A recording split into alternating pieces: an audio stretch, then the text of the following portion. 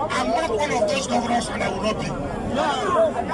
I will say it the way it is. Whether everybody likes it or Strong man. remember, how you will know when there was so much kidnapping in this state. Hold on. When there was so much kidnapping in this state, I wasn't allowed to the federal government. They said it was politics.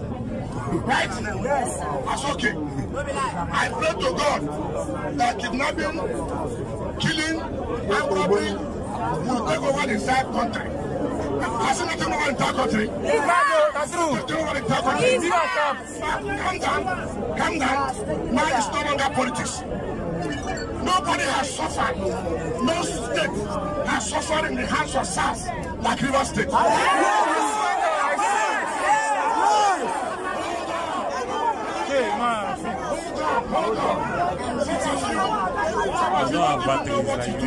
Now let me tell you, I am the only state, the only governor who has come out to fight against SARS. Yes, And I said they must grab the SARS.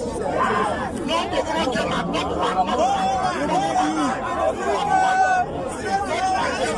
That's so. Fine.